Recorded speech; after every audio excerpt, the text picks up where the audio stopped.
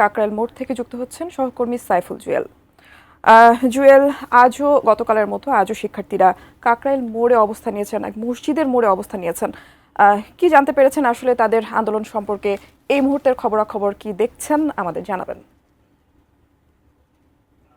এখন আমি রাজধানীর কাকরাইল মোড়ে অবস্থান করছি। বলে রাখতে চাই যে টানা দুদিনব্যাপী জগন্নাথ বিশ্ববিদ্যালয়ের শিক্ষার্থীদের যে অবস্থান কর্মসূচি সেটি কিন্তু এখনও পালিত হচ্ছে এবং শিক্ষার্থীদের এই কর্মসূচিতে সকাল থেকে যোগ দিয়েছেন বিশ্ববিদ্যালয়ের সকল শিক্ষকরা এবং সেখানে বিশ্ববিদ্যালয় শিক্ষক সমিতির নেতৃবৃন্দ যারা আছেন তারাও এখানে উপস্থিত হয়েছেন এবং পরবর্তীতে দুপুরের পরে আমরা তাদের সাথে কথা বলে যেটি জানতে পেরেছি যে বিশ্ববিদ্যালয় শিক্ষক সমিতির পক্ষ থেকে সকল শিক্ষার্থী শিক্ষক সহ সকলকে এই কর্মসূচিতে অংশ নেওয়ার আহ্বান জানানো হয়েছে এবং যে 3 দফা দাবির কথা বলা হয়েছে শিক্ষক সমিতির পক্ষ থেকে আরও একটি দাবি যুক্ত করা হয়েছে। মোট 4টি দাবির বাস্তবায়ন তারা অচিরেই কামনা করছেন এবং এই চতুর্থ যে দাবিটি সেটি হলো যে জগন্নাথ বিশ্ববিদ্যালয়ের শিক্ষক এবং শিক্ষার্থীদের উপর যে হামলা হয়েছে, পুলিশের নির্যাতন হয়েছে, তার সাথে যে সকল সদস্যরা নিরাপত্তায় নিয়োজিত সদস্যরা জড়িত আছে তাদের দৃষ্টান্তমূলক শাস্তির দাবি তারা করেছেন।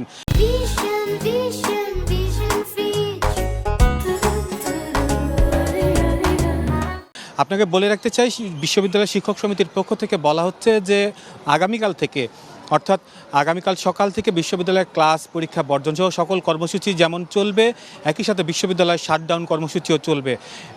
সে কারণে বিশ্ববিদ্যালয়ের সকল শিক্ষক এবং শিক্ষার্থীদেরকে কাকরাইল মোড়ে অবস্থান নেওয়ার কথা বলা হয়েছে এবং ততক্ষণ পর্যন্ত তারা এই কাকরাইল মোড়ে অবস্থান নেবেন যতক্ষণ পর্যন্ত সরকার, বিশ্ববিদ্যালয়ের মঞ্জুরি কমিশন অথবা সংশ্লিষ্ট কোনো দপ্তর থেকে যতক্ষণ পর্যন্ত না আশানুরূপ কোনো তথ্য পাচ্ছেন বা আশানুরূপ কোনো আশ্বাস পাচ্ছেন ততক্ষণ পর্যন্ত তারা রাজপথেই থাকবেন। বলে রাখতে চাই দুর্যোগপূর্ণ আবহাওয়ার মধ্য দিয়েও কিন্তু আজকে দিনভর দুর্যোগপূর্ণ আবহাওয়া ছিল। এই বৃষ্টিতে ভিজেই শিক্ষক এবং শিক্ষার্থীরা কিন্তু সড়কে অবস্থান নিয়ে রেখেছেন।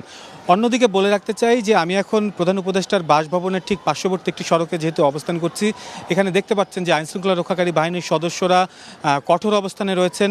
কোনোভাবেই যেন অবস্থানরত শিক্ষার্থীরা কোনো ধরনের বাধা বিঘ্নতা সৃষ্টি করতে না পারে সেই দিকটা তারা নজর রেখেছেন। আর শিক্ষার্থীরা যেহেতু প্রধান বিচারপতির বাসভবনের ঠিক পেছনে অবস্থান করছেন, এখানে সেনাবাহিনীর সদস্যরাও অবস্থান নিয়েছেন। কিছুক্ষণ আগে ঢাকা মেট্রোপলিটন পুলিশের পক্ষ থেকেও এই জায়গাটিকে, এই স্থানটিকে সভা সমাবেশ না করার জন্য অনুরোধ জানানো হয়েছে। তো টুম্পা, এই ছিল আমার কাছে সবশেষ অবস্থা। পরবর্তী সংবাদে কোনো নতুন তথ্য থাকলে আবারও নিয়ে আসবো।